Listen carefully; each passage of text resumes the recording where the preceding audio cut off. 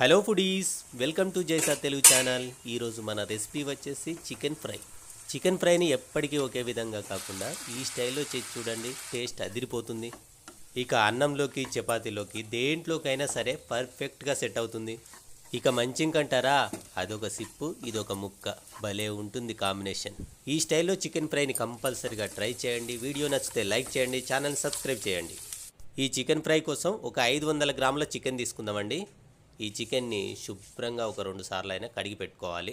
ఈ చికెన్లో ఉప్పు, కారం, మసాలా ఏది కూడా కలపొద్దండి. కడిగి పెట్టుకున్న చికెన్ని ఆయిల్లో ఫ్రై చేసుకుందామండి. ఈ ఫ్రై కోసం ఒక ప్యాన్లో ఒక 4 టేబుల్ టీ స్పూన్ల ఆయిల్ తీసుకొని వేడి చేసుకుందాం.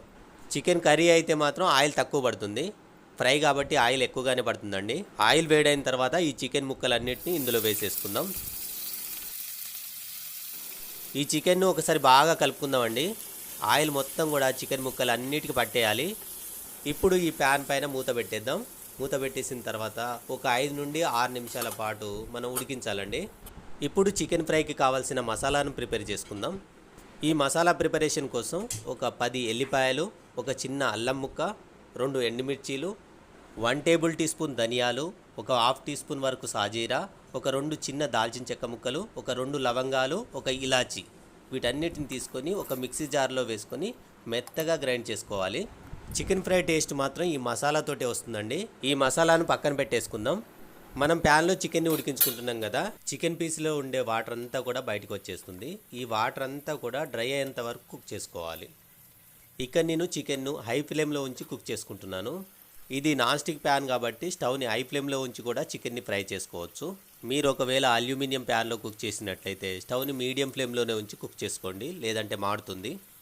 ఇక్కడ చూడండి, చికెన్లో ఉన్న వాటర్ అంతా కూడా డ్రై అయిపోయింది. ఇక్కడ ఆయిల్ మాత్రమే ప్యాన్లో మిగిలింది. ఇప్పుడు ఈ చికెన్ ముక్కలన్నిటిని కూడా ఆయిల్లో నుండి తీసేసి ఒక గిన్నెలో వేసుకుందామండి. 70% వరకు చికెన్ కుక్ అయింది. చికెన్ ముక్కలను ఆయిల్లో నుండి తీసి పక్కన పెట్టుకున్న తర్వాత మిగిలిన ఆయిల్లో ఒక 4 పచ్చిమిర్చిలను కట్ చేసుకొని వేసుకోవాలి. ఇందులోనే ఒక పెద్ద ఉల్లిపాయను కట్ చేసుకొని వేసుకుందాం. ఉల్లిపాయను వీలైనంత చిన్న ముక్కలుగా కట్ చేసుకొని వేసుకోవాలి. ఈ ఉల్లిపాయ ముక్కలను కలుపుకుంటూ వేయించుకోవాలి. కొంచెం కలర్ మారేదాకా వేయించుకుందామండి. ఒక 2 నిమిషాల పాటు వేయించుకుంటే సరిపోతుంది. ఇప్పుడు ఇందులో కొన్ని పుదీనా ఆకులను కూడా వేసుకోవాలి. పుదీనా ఆకులను కూడా ఒకసారి బాగా కలుపుకున్న తర్వాత ఒక హాఫ్ టీ స్పూన్ పసుపు వేసుకుందామండి. పసుపు వేసిన తర్వాత కూడా ఒకసారి బాగా కలుపుకొని మనం డీప్ ఫ్రై చేసిన చికెన్ ముక్కలు ఉన్నాయి కదా, ఆ చికెన్ ముక్కలను కూడా ఈ ఆయిల్లో వేసేసుకుందాం. ఈ చికెన్ ముక్కలను కూడా ఒకసారి బాగా కలుపుకోవాలి. పసుపు, ఆయిల్ అంతా కూడా చికెన్ ముక్కలకు బాగా పట్టే విధంగా కలుపుకోవాలి. ఇప్పుడు ఇందులో మనం ప్రిపేర్ చేసిన మసాలాను కూడా వేసుకొని ఒకసారి బాగా కలుపుకుందామండి. మసాలా అంతా కూడా అన్ని చికెన్ ముక్కలకి బాగా పట్టే విధంగా కలుపుకోవాలి. ఇప్పుడు చూడండి, మసాలా అంతా కూడా చికెన్ ముక్కలకి పర్ఫెక్ట్గా పట్టేసింది. ఇప్పుడు 1 టేబుల్ టీ స్పూన్ కారం వేసేసుకుందాం. మీరు కొంచెం స్పైసీగా కావాలనుకుంటే మాత్రం ఇంకొక హాఫ్ టీ స్పూన్ వరకు కూడా వేసుకోవచ్చండి. రుచికి సరిపడా ఉప్పు కూడా వేసేసుకుందాం. ఇప్పుడు మళ్ళొకసారి చికెన్ ముక్కలు కలుపుకుందాం. ఉప్పు, కారం అంతా కూడా చికెన్ ముక్కలకు పర్ఫెక్ట్గా పట్టాలండి. ఇప్పుడు మూత పెట్టేసి ఒక 3 నిమిషాల పాటు కుక్ చేసుకుందామండి.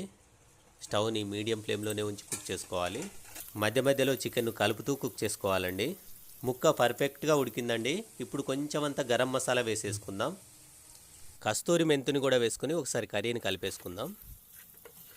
చూడండి, కర్రీ ఎంత పర్ఫెక్ట్గా కుక్ అయిందో. చికెన్ ఫ్రైని ఈ స్టైల్లో ఒకసారి కంపల్సరీగా ట్రై చేయండి, మీకు కంపల్సరీగా నచ్చుతుంది.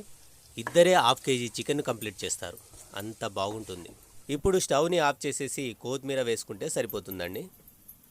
కొత్తిమీర వేసుకున్న తర్వాత కూడా ఒకసారి కర్రీని కలుపుకుంటే సరిపోతుంది.